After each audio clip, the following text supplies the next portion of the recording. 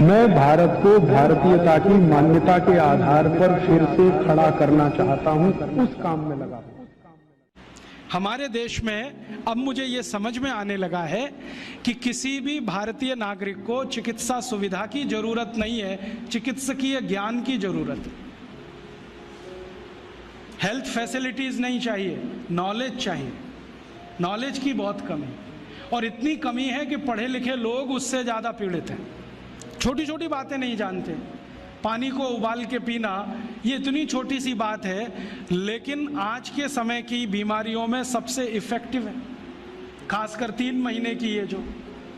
तो आप उनको बता दो भैया पानी उबाल के पियो, उबाल के पानी पीने से क्या होता है वो समझा दो उनको, 10 मिनट में समझ में आ जाए। फिर उनसे कहो कि खाना खाते हो तो कुछ ये खाओ ये मत खाओ, क्योंकि दिनचर्या ऋतुचर्या जो आयुर्वेद की है ना वो जरूर सीख लो। दिनचर्या और ऋतुचर्या जरूर सीखो, आयुर्वेद की बहुत आवश्यक है। और आपको मैं एक किताब का नाम बोल के जाता हूं, इसको पढ़ो। भगवत गीता जैसे पढ़ी जाती है, रामचरितमानस जैसे पढ़ी जाती है, उस किताब का नाम है अष्टांग हृदय। इसका एक दूसरा नाम भी है अष्टांग संग्रह, पुराना नाम अष्टांग हृदय। ये किताब का जो स्वस्थ व्रत है ना, वो ऐसे पढ़ो जैसे आप धार्मिक पुस्तक पढ़ते हो, और उसको बार बार पढ़ो तो याद हो जाएगा, कंठस्थ हो जाएगा। उसमें 2000 सूत्र हैं। ये सूत्र लोगों को बताना शुरू कर दो।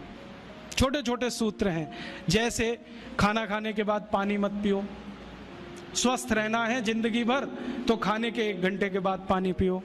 क्यों नहीं पिए वो आप सब जानते हो, सरल भाषा में उनको समझा दो। फिर उनको बोलो पानी पियो तो घूंट भर भर के पियो, सिप करके पियो, ताकि ज़्यादा लार शरीर में जाए, वात पित्त कफ तीनों संतुलित रहे। ठंडा पानी कभी मत पियो। मैंने दुनिया में ठंडे पानी पीने वालों को बहुत देखा है। यूरोप और अमेरिका के लोग चिल्ड वाटर पीते हैं, बर्फ का पानी फ्रिज में रख के पीते हैं। परिणाम जानते हैं क्या होता है? सवेरे जब टॉयलेट रूम में जाते हैं तो 1-1 घंटे बाहर ही नहीं आते। उनको पूछो भाई तुम क्या कर रहे थे 1 घंटे वहां, तो कहते हैं न्यूज़पेपर पढ़ रहे थे, मैगजीन पढ़ रहे थे। क्यों पढ़ रहे थे? स्टूल पास नहीं होता। क्यों नहीं होता? कॉन्स्टिपेशन है, जोर लगाना पड़ता है फिर भी नहीं होता। गाना भी गाते हैं मेरे सपनों की रानी कभी आएगी, फिर भी नहीं आती। और अंतिम दुष्परिणाम पता है क्या होता है? उनको पेट साफ तो होता नहीं, तो सांस में से भयंकर बदबू आती है। किसी अमेरिकन यूरोपियन के नजदीक बैठ जाओ, अगर वो लिस्ट्रीन स्प्रे करके नहीं आया तो 1 मिनट नहीं बैठ सकते।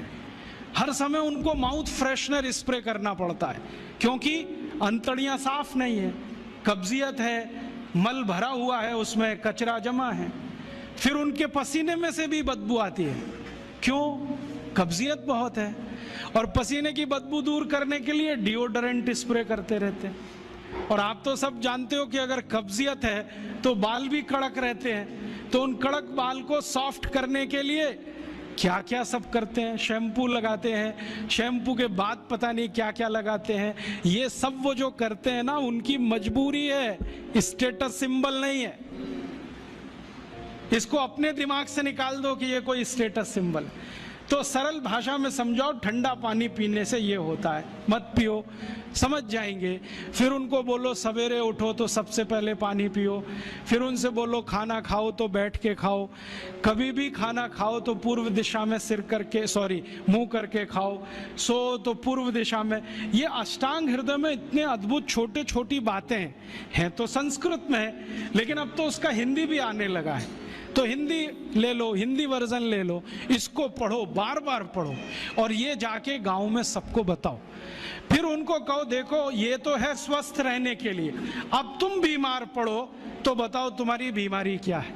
ये बीमारी है तो ये दवा है, ये बीमारी है तो ये दवा है। और मेरा आपसे एक निवेदन जरूर है कि अगर आप होम्योपैथी से भी इलाज करो तो उसकी मूल दवा जरूर बता दो। उनको ये ग्रीक और रोमन नाम में मत फंसाओ। आप कहोगे जी मैं तो ऑसिमम दे रहा हूं, ये उनको कहो ये तो तुलसी का रस है भैया, तुम्हारे घर में फूलों से बनी हुई है, आसानी से मिलती है, जयपुर में मिलती है, दिल्ली में मिलती है। भंडारी वालों को अक्सर ऑर्डर दे के रखो, हमको इतनी भेजो। उनको जो पता चल गया कि आप प्रचार के लिए कर रहे हो तो मुफ्त में भी दे देंगे आपको। तो इस तरह से आप गांव-गांव जाओ, छोटे छोटे शिविर लगाओ, गांव वालों को इकट्ठा करो। गांव वाले बहुत दुखी हैं, शहर वाले भी दुखी हैं। वैसे तो वो दुखी हैं, इसका यही सबूत है कि रामदेव जी आए जयपुर में सवेरे 4 बजे तो सब लोग पहुंच जाते हैं वहाँ, पैसा भी देते हैं, समय भी देते हैं। और 4 बजे रामदेव जी कहें टांग ऊपर उठा लो तो उठा लेते हैं, कहें सिर नीचे कर दो तो कर लेते हैं, ऐसे कर लो तो कर लेते हैं। क्यों? परेशान है, दुखी है, शरीर उनका साथ नहीं दे रहा है। और इतने दुखी हैं कि रामदेव जी तो क्या, कोई टिम्बकटू आ जाए उसी के सामने वो आ जाएंगे। और वो दुनिया भर में घूम के आते हैं अपनी अपनी छोटी छोटी बीमारियां लेके। तो इन जो दुखी लोगों का थोड़ा थोड़ा आप मदद कर दो इलाज के रूप में, ये सब आपके भगत हो जाएंगे। और ये भगत हो जाएंगे तो कहो आप भी प्रचार करो इसका, वो भी करें, आप भी करो, तो ये इतना तेजी से मल्टीप्लाई करेगा कि 2-5 साल में एलोपैथी का बाजा बज जाएगा। और बजा देना है अपने को। हाँ, ये संकल्प लेके चलो कि इनका बाजा हमको बजाना है। मैं बहुत जल्दी एक टीवी चैनल शुरू करने जा रहा हूँ एलोपैथी का बाजा बजाने के लिए। इनकी सब पोल खोलनी है मुझे। हाँ, इनकी इतनी पोल है मेरे पास, कम से कम 1,500 से ज्यादा डॉक्यूमेंट्स हैं जो एलोपैथी के गंदेपन को सिद्ध करने वाले, इनकी निकृष्टता को सिद्ध करने वाले, ये कितने अनसाइंटिफिक हैं वो बताने वाले हैं, कितने डॉगमेटिक हैं वो बताने वाले हैं। मेरे पास ऐसे बहुत इंटरव्यूज हैं बड़े बड़े डॉक्टरों के, वो कहते हैं कि हम कोई डायग्नोसिस नहीं करते, तीर मारते, लग गया तो ठीक, नहीं तो तुक्का। और वो कहते हैं हम तो एक ही सिद्धांत पे काम करते हैं, trial and error, trial and error, देते जाओ गलतियां करते जाओ, देते जाओ गलती, भले मर जाए पेशेंट उसमें। हमारे पास तो कम से कम ये नहीं है ट्रायल एंड एरर वाला। हम तो जानते हैं कि तुलसी है तो उसके ये गुण हैं तो ये रिजल्ट आना ही चाहिए, मेथी है तो उसके ये गुण हैं तो ये रिजल्ट आना ही चाहिए।